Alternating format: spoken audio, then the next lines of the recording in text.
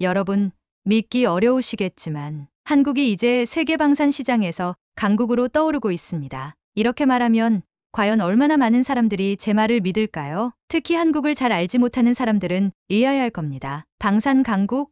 그 작은 나라가? 불과 50년 전만 해도 한국은 군사 장비 대부분을 해외에서 수입하던 나라였습니다. 1970년대로 거슬러 올라가 보면 한국은 6.25 전쟁의 상흔이 아직도 남아있던 시기였죠. 전쟁으로 인해 경제는 황폐해졌고 국방력도 미국에 의존해야 했습니다. 북한의 지속적인 위협에 맞서기엔 자국 내 군사 기술력이 턱없이 부족했죠. 심지어 한국군이 사용할 소총과 전투 장비조차도 대부분 미국으로부터 지원받아야 했던 시절이었습니다. 그때 한국은 생존을 위해 외세에 의존할 수밖에 없던 나라였습니다. 1970년대 초반 한국은 북한과의 군사적 긴장이 고조되었고 자주국방의 필요성이 더욱 절실해졌습니다. 하지만 당시 한국의 경제 상황은 열악했기 때문에 자국산 무기를 개발할 여력조차 부족했습니다. 먹고 살기도 힘든 상황에서 방산 산업을 발전시킨다는 것은 그야말로 불가능에 가까운 목표처럼 보였죠. 그 시절 한국은 말 그대로 생존을 위해 매일매일을 싸우고 있었습니다. 하지만 지금은 다릅니다. 전 세계 곳곳에서 한국산 무기가 사용되고 있습니다. 유럽의 여러 국가들이 심지어 남미와 중동까지도 한국산 무기를 도입하며 그 효율성을 인정하고 있습니다. 한국이 언제부터 이렇게 방산 강국이 된 걸까요? 과연 이 변화를 이끌어낸 원동력은 무엇일까요? 저는 지난 15년간 전 세계의 방위 산업을 취재해왔습니다. 미국, 독일, 프랑스와 같은 전통적인 방산 당국들이 무기 시장을 지배하는 모습을 직접 목격했죠. 그들만이 이 시장을 장악한 줄 알았습니다. 하지만 어느 순간부터 그 지형이 서서히 흔들리기 시작했어요. 저는 그 변화를 처음 감지했던 순간을 지금도 생생히 기억합니다. 2022년 갑작스럽게 전해진 소식이었죠. 폴란드가 한국과 20조 원 규모의 방산 계약을 체결했다는 뉴스를 접했을 때 저는 믿기 어려웠습니다. 유럽의 중앙에 위치하고 전통적으로 독일과 미국 같은 강국들의 무기를 사용해왔던 폴란드가 아시아의 한 나라와 이런 대규모 계약을 체결했다니? 이건 단순한 뉴스 이상의 사건이었습니다. 제가 방산 기자로 활동하면서 처음 듣는 이야기였습니다. 당시 저는 곧바로 생각했죠. 한국, 도대체 어떻게 그런 계약을 성사시켰을까? 사실 그때까지만 해도 저는 한국 방산 산업에 대해 잘 알지 못했습니다. 솔직히 말하면 한국이라는 나라에 대해 잘 아는 거라곤 삼성과 같은 대기업들, 그리고 전 세계를 휩쓴 K-POP 정도였죠. 한국 방산 산업이 세계 시장에서 경쟁하며 고군분투하고 있다는 이야기는 저에게 그렇게 큰 관심을 끌 이슈는 아니었습니다. 그런데 그 작은 나라가 어떻게 유럽의 중심부에서, 그것도 폴란드 같은 나라와 20조 원 규모의 계약을 성사시켰을까요? 이건 단순히 운이 좋아서 이루어진 일일까요? 아니면 제가 그동안 전혀 주목하지 않았던 어떤 커다란 변화가 숨어 있었던 걸까요? 이 의문을 해소하기 위해 저는 한국과 폴란드를 오가며 직접 취재를 하기로 결심했습니다. 한국 방산 산업의 진짜 실체를 파헤치고 싶었죠. 이 계약이 단순한 한 번의 사건이었는지 아니면 그 이상의 무언가가 있는지 확인해야 했습니다. 그리고 그 취재를 통해 저는 상상도 하지 못했던 진실을 마주하게 되었죠. 이제 여러분도 궁금하지 않으신가요? 한국이 어떻게 방산 강국으로 떠오를 수 있었는지 이 이야기를 풀어가며 그 답을 찾아보도록 하겠습니다. 이 여정의 시작은 바로 폴란드에서 시작됩니다. 2024년 8월 폴란드 바르샤바로 향하는 비행기 안에서 저는 묘한 긴장감과 기대감에 휩싸였습니다. 마침 폴란드의 국군의 날이 다가오고 있었고 행사가 열리는 폴란드의 수도 바르샤바는 유럽의 중심에서 한국의 방산 기술이 어떻게 자리 잡았는지 확인할 수 있는 중요한 무대가 될 것이었죠. 그런데 그때는 단순히 계약 성사에 대한 궁금증 때문만은 아니었습니다. 한국이라는 나라, 그 나라의 방산 기술이 얼마나 발전했는지에 대한 실체를 눈으로 확인하고 싶었습니다. 그리고 무엇보다 저는 한국이 진정으로 유럽의 방산 시장에서 독일, 미국과 같은 전통적인 당국들과 경쟁할 수 있을지를 직접 보고 싶었습니다. 그날은 폴란드 국군의 날, 그리고 제가 직접 한국산 무기들이 폴란드에서 어떻게 사용되고 있는지를 확인할 중요한 기회였죠. 제가 발을 내디딘 폴란드는 이미 러시아 우크라이나 전쟁 이후 급격하게 군사력을 현대화하고 있는 나라였습니다. 그 과정에서 한국산 무기가 핵심적인 역할을 맡고 있다는 소식을 듣고 있었기에 그 실체를 눈으로 직접 확인하고 싶었습니다. 한국의 방산 기술이 과연 유럽에서 통할 수 있을까? 사실 머릿속엔 여전히 이 질문이 맴돌고 있었습니다. 한국은 이제껏 방산 시장에서 크게 주목받지 않았던 나라였으니까요. 하지만 폴란드는 전쟁 이후 기존의 소련제 무기를 우크라이나에 대거 지원한 후 빠르게 대체할 무기가 절실히 필요했습니다. 그런데 독일이나 미국 같은 전통적인 방산 강국들은 폴란드가 요구하는 빠른 납품 일정에 맞추기 어려웠습니다. 레오파드 전차는 성능은 뛰어났지만 생산 속도가 느리고 납품까지 수개월이 소요될 수 있었죠. 반면 한국은 신속한 생산과 납품을 약속했습니다. 행사 개최 시간에 맞춰 국군의 날 행사가 열리는 광장으로 향했습니다. 거대한 퍼레이드가 준비 중이었고 수많은 사람들이 몰려들어 있었습니다. 폴란드 군악대가 힘차게 연주하는 군가가 공기를 가득 메웠고 거대한 퍼레이드가 곧 시작될 준비를 하고 있었습니다. 행사의 하이라이트는 폴란드군의 최신 장비를 선보이는 시간이었는데 제 눈에 가장 먼저 들어온 것은 바로 한국산 K 전차와 K9 자주포였습니다. 유럽의 한가운데에서 한국산 무기가 이렇게 당당히 전시되고 있다니 저는 감탄을 금할 수 없었습니다. 한국산 무기가 유럽에서 그것도 폴란드의 중심에서 당당히 선보이고 있다는 사실은 그 자체로 놀라운 일이었으니까요. 하지만 놀라움은 거기서 끝나지 않았습니다. 퍼레이드가 끝난 후 저는 폴란드 군 관계자와 인터뷰할 기회를 얻었습니다. 그에게 왜 한국산 무기를 선택하게 되었는지 물어보았죠. 그들의 대답은 예상보다도 더 흥미로웠습니다. 독일산 레오파드 전차도 훌륭하지만 우리에게는 한국산 K 전차가 더 적합했습니다. 특히 빠른 납품과 생산 능력, 가격 대비 성능 측면에서 한국산 무기가 훨씬 더 효율적이었죠. 이 말을 듣고 저는 다시 한번 놀랐습니다. 그동안 유럽에서 독일의 레오파드 전차는 방산 시장의 황제 같은 존재였으니까요. 그런데 그런 독일산 무기 대신 한국산 무기를 선택한 이유가 무엇일까요? 단순히 가격 때문일까요?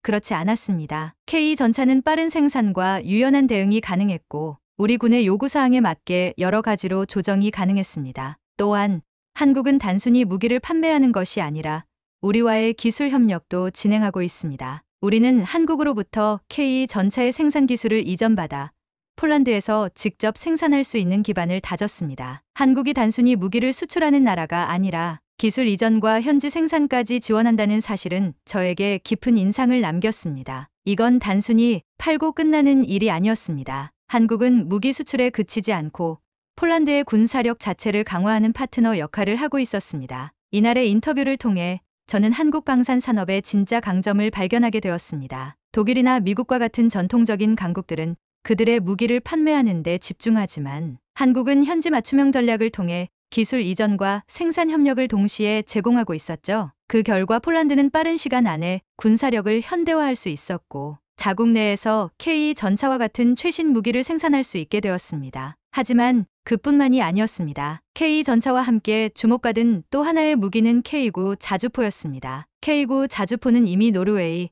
핀란드 같은 유럽 국가들에서도 도입되어 성능을 인정받고 있었습니다. 그 뛰어난 화력과 기동성은 폴란드 군사력의 중요한 전략적 자산이 되었죠. 폴란드는 이 자주포를 통해 전시에서의 전력 강화는 물론 기존에 사용하던 소련제 자주포를 대체하며 군사력을 빠르게 현대화하고 있었습니다. 폴란드 군 관계자는 이렇게 말했습니다. K9 자주포는 단순한 화력 무기가 아닙니다. 그 기동성은 기존의 소련제 무기와 비교할 수 없을 정도로 빠르고 최신 전술에 맞춰 운용할 수 있습니다. 이처럼 폴란드는 한국산 K 전차와 K9 자주포를 도입함으로써 단순한 무기 구매를 넘어 자국 군사력을 한 단계 끌어올릴 수 있는 중요한 전략적 선택을 한 것이었습니다. 그 선택의 결과는 바로 유럽 내에서 한국산 무기에 대한 평가가 달라지게 되는 순간을 가져왔습니다. 폴란드가 한국산 무기를 선택한 이유는 명확했습니다. 빠른 생산, 유연한 납품, 그리고 기술 협력. 이 세 가지가 폴란드 군사력 현대화의 핵심이었고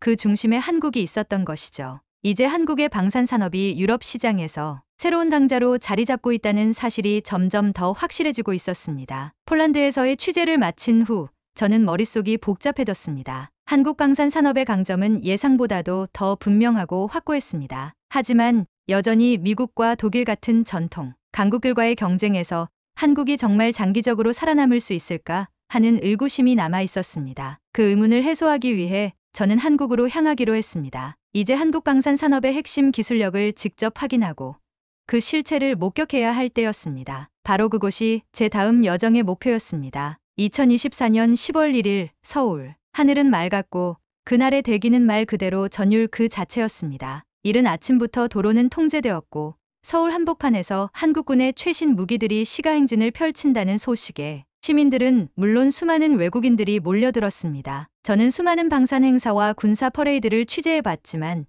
이날만큼은 그 어느 행사와도 차원이 달랐습니다. 한국의 자주국방을 기념하는 이 행사에서 제가 처음으로 한국의 방산기술이 얼마나 발전했는지를 몸소 느낄 수 있었기 때문입니다. 사실 처음부터 기대가 아주 크진 않았습니다. 세계적인 군사 강국들이 아니면 이런 행사에서 큰 감흥을 느끼기 어려운 법이니까요. 그런데 그런 저의 생각은 첫 번째 전차가 등장하자마자 산산이 부서졌습니다. 거리를 울리는 굉음과 함께 K 전차가 도로 위로 등장했을 때 그 위압감은 상상을 초월했습니다. 독일의 레오파드 2 전차와 성능이 대등하다는 그 K 전차가 한국의 도심, 거침없이 질주하고 있었습니다. 그 뒤를 이어 등장한 K9 자주포 역시 눈길을 사로잡았습니다. 이미 폴란드, 노르웨이, 핀란드 등 유럽 국가들이 도입한 이 자주포는 명실상부한 전 세계 자주포 시장의 최강자로 떠오르고 있었습니다. 그러나 진짜 감동은 그 후에 찾아왔습니다. 바로 현무호 미사일. 현무호가 등장하는 순간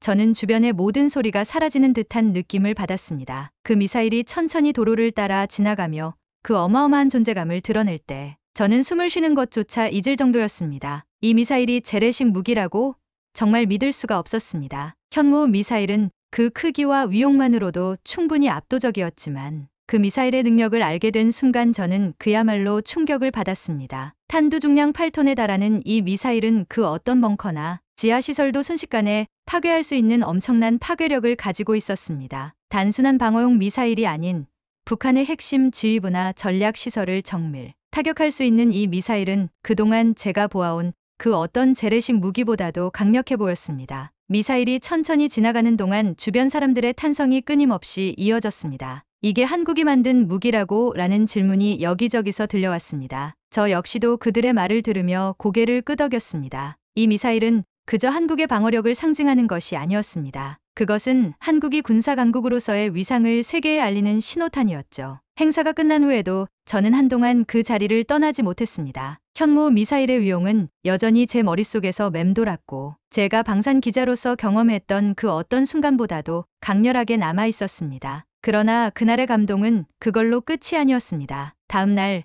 저는 계룡시로 향할 예정이었죠. 대한민국 국제방위산업전시회 KADX 2024가 그곳에서 개최될 예정이었고 거기서 한국 방산산업의 진짜 핵심을 볼 수 있을 것이었으니까요. 10월 2일 이른 아침 저는 계룡시로 가는 기차에 몸을 실었습니다. 계룡시에서 열리는 KADX 2024 전시회는 한국 방산 기술의 진면목을 볼 수 있는 자리였습니다. 전 세계 방산 관계자들과 군사 전문가들이 모여 한국의 최신 군사 기술을 직접 체험하는 이 행사는 한국 방산 산업의 현재와 미래를 한눈에 볼 수 있는 기회였죠. 저는 전날 국군의 날 행사에서의 놀라움을 뒤로하고 이 전시회에서 한국 방산 산업이 정말 세계적인 수준에 도달했는지 확인하고자 했습니다. 계룡시에 도착한 전시회장은 그야말로 방산 기술의 경연장이었습니다. LIGNX1, 한국항공우주산업 KAI 등 방산 기업들이 선보인 무기들은 그저 전시용이 아니었습니다. 이곳은 한국이 세계 방산 시장에서 경쟁할 수 있는 기술력을 증명하는 자리였죠. 제가 가장 먼저 눈길을 끈 것은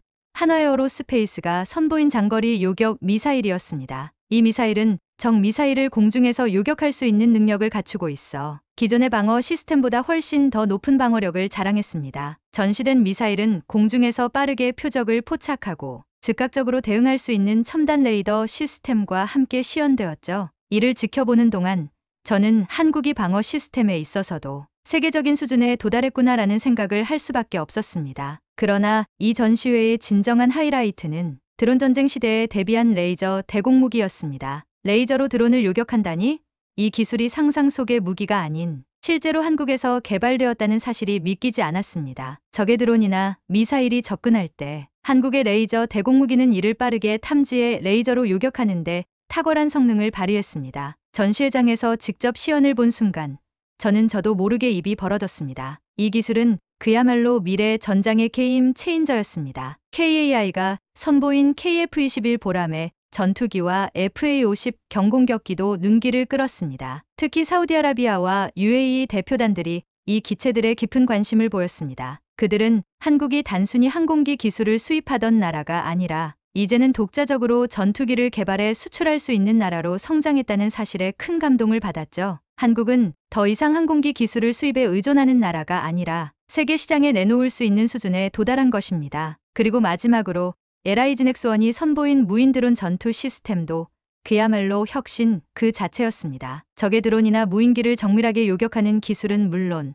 자폭 드론까지도 전시되어 있었는데, 이는 현대의 전장에서 한국이 첨단 전술을 얼마나 깊이 이해하고 있는지를 보여주었습니다. 저는 전시회장을 돌며 여러 군 관계자들과 대화를 나눴습니다. 한국이 이렇게까지 발전했을 줄 몰랐다는 이야기가 끊임없이 들려왔습니다. 특히 유럽의 방산 전문가들은 한국산 무기가 이제 NATO 표준을 완벽하게 충족하면서도 유연하게 대응할 수 있다는 점에 깊은 인상을 받았습니다. 한 유럽 방산 관계자는 저에게 이렇게 말했습니다. 한국이 이런 수준의 무기를 가지고 있다니 이제는 독일이나 미국만이 시장을 지배하는 시대는 끝난 것 같습니다. 한국이 이런 혁신을 보여줄 줄은 정말 예상하지 못했어요. 저는 그들의 말에 고개를 끄덕였습니다. 한국은 더 이상 중견 국가가 아닌 글로벌 방산 리더로 도약하고 있었습니다. 계룡시 KADX 2024 전시회장을 떠나는 길. 저는 마치 한국 방산 산업의 과거와 미래를 동시에 목격한 듯한 느낌을 받았습니다. 이틀에 걸친 경험은 그야말로 놀라움의 연속이었습니다. 한국 국군의 날 행사에서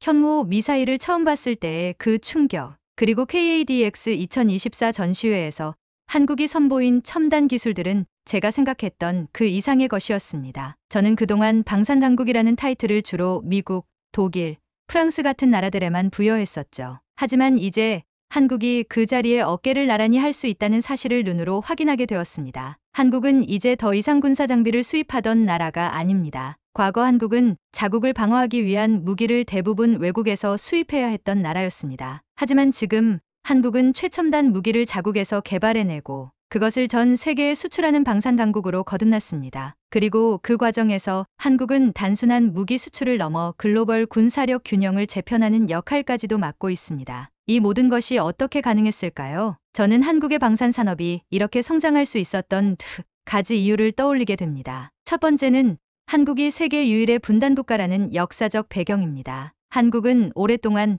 북한의 지속적인 군사적 위협에 대응해야 했습니다. 그 과정에서 한국은 자국 방어를 위해 자주국방이라는 목표를 세우고 끊임없이 군사 기술 개발에 막대한 투자를 해왔습니다. 그 결과 한국은 외국 무기에 의존하지 않고 스스로의 힘으로 자국을 방어할 수 있는 첨단 무기 체계를 구축하게 되었죠. 두 번째는 한국이 기술력과 유연성을 결합한 전략을 택했다는 점입니다. 다른 강대국들이 기존의 기술을 고수하고 있을 때 한국은 맞춤형 기술 이전과 현지 생산 협력을 통해 새로운 방식으로 방산 시장에 접근했습니다. 폴란드와의 방산 계약이 그 대표적인 예였습니다. 한국은 단순히 무기를 판매하는 것이 아니라 현지에서 무기를 생산할 수 있도록 기술을 이전하고 긴급한 납품 요구에도 빠르게 대응하는 유연함을 보여주었습니다. 그 덕분에 한국산 무기는 유럽, 아시아, 중동 등 다양한 지역에서 점점 더 많은 관심을 받고 있는 것입니다. 이런 점에서 한국의 방산 산업은 단순한 방어적 역할을 넘어서 이제는 글로벌 안보에도 중요한 기여를 하고 있습니다. 현무 미사일 같은 무기는 단순히 북한의 위협을 방어하는 것을 넘어 전 세계 안보 지형에서 중요한 억제력을 발휘할 수 있습니다. 레이저 대공무기, 드론 전투 체계, KF-21, 전투기 등은 미래 전장에서 한국이 어떻게 주요 플레이어로 떠오를 것인지를 분명하게 보여주고 있습니다. 한국이 만들어가는 새로운 군사 강국의 모습.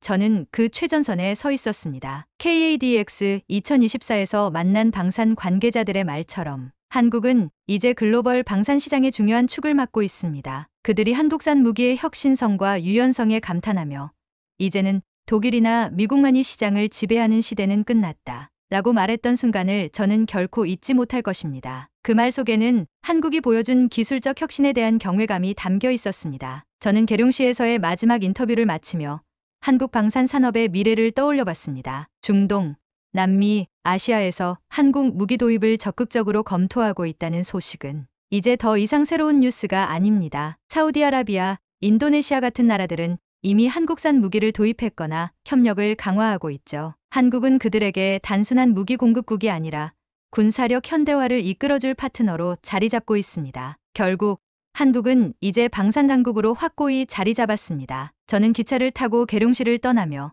그동안의 취재 여정을 돌아보았습니다. 폴란드에서 시작된 여정이 서울의 국군의 날 행사, 그리고 계룡시 KADX 2024 전시회에서 마무리되었습니다. 그 과정에서 저는 한국이 어떻게 자주국방을 이루고 그 자주국방의 성과를 세계 시장에서 인정받게 되었는지 직접 보고 느꼈습니다. 앞으로도 한국의 방산 산업은 더 큰 가능성을 열어갈 것입니다. 중동, 아시아, 남미 시장에서의 활약이 기대되며 더 많은 나라들이 한국과 협력할 것입니다. 현무호 KF-21K9, 자주포 같은 무기들이 세계 시장에서 점점 더 큰 역할을 하게 될 것이고, 한국은 이제 단순한 중견 국가가 아닌 글로벌 방산 리더로서의 자리를 확고히 다져나갈 것입니다. 한국은 평화와 안보의 새로운 길을 열어가고 있습니다.